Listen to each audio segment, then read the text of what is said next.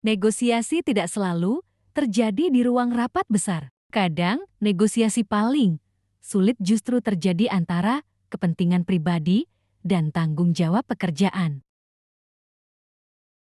Namun, di saat yang sama, perusahaan sedang membutuhkan tenaga penuh untuk mencapai target.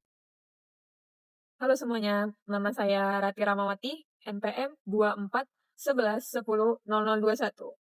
Video ini saya buat untuk memenuhi tugas mata kuliah Human Relation dengan dosen pengampu Bapak Aidil SAP. Di video ini, saya ingin membagikan pengalaman negosiasi pribadi saya saat bekerja di sebuah perusahaan manufaktur. Pengalaman ini sangat menarik karena saya menyadari bahwa prosesnya secara nyata menggambarkan negosiasi distributif. Jadi pada saat itu saya membutuhkan cuti selama 1 minggu untuk urusan keluarga yang penting. Saya sudah menyiapkan pekerjaan laporan sebelumnya agar tim tidak terbebani. Namun ternyata minggu itu bertepatan dengan audit internal dan target produksi. Disinilah awal dari proses negosiasi yang cukup menantang bagi saya. Jadi, aktor dalam negosiasi ini adalah saya sendiri yang ingin mendapatkan cuti 1 minggu. Lalu ada supervisor saya, Pak Budi, yang perlu menjaga stabilitas tim dan target perusahaan. Di titik ini, kami memiliki kepentingan yang bertolak belakang dan jumlah keuntungan yang bisa dibagi sangat terbatas, sebuah ciri penting dalam sebuah proses negosiasi distributif. Jadi saat negosiasi dimulai, saya menyampaikan kebutuhan saya dengan jelas dan asertif. Saya menjelaskan alasan pribadi saya dan menunjukkan bahwa saya sudah menyiapkan pekerjaan sebelumnya. Supervisor saya menanggapi dengan mengatakan bahwa yang pertama, perusahaan sedang berada dalam masa audit. Lalu yang kedua, kehadiran saya selama seminggu sangat dibutuhkan.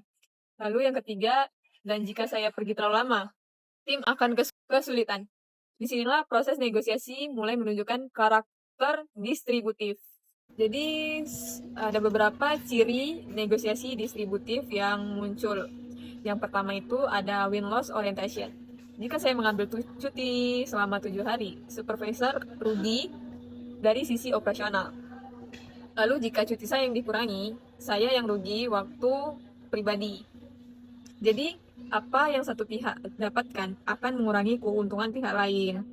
Lalu yang kedua itu ada sumber daya yang tetap atau bisa disebut dengan fixed price yang dinegosiasikan hanya jumlah hari dan ini tidak bisa diperbesar. Semakin besar jatah saya, semakin besar juga beban tim yang akan ditanggung.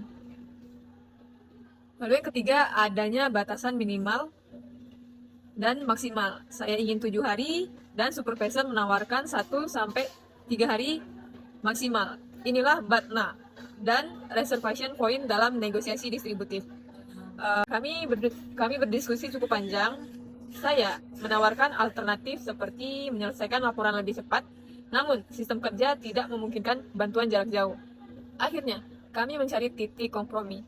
Cuti saya disetujui hanya selama 3 hari, bukan 7 hari. Jadi dari hasil negosiasi dengan saya mendapatkan cuti 3 hari, hasil ini tuh mencerminkan karakter negosiasi distributif. Saya mendapatkan sebagian dari yang saya inginkan, supervisor juga mempertahankan sebagian dari kepentingan perusahaan. Tidak ada pihak yang menang sepenuhnya, tapi keduanya mendapatkan hasil yang bisa diterima. Pengalaman ini membuat saya memahami bahwa negosiasi distributif tidak selalu buruk, tetapi harus dilakukan dengan komunikasi yang baik. Saya belajar bahwa belajar bersikap tenang dan profesional membantu proses berjalan lebih lancar. Menjelaskan alasan pribadi dengan sopan dapat membuat pihak lain memahami situasinya. Jadi, dalam negosiasi distributif, penting mengetahui batasan minimal yang bisa kita terima.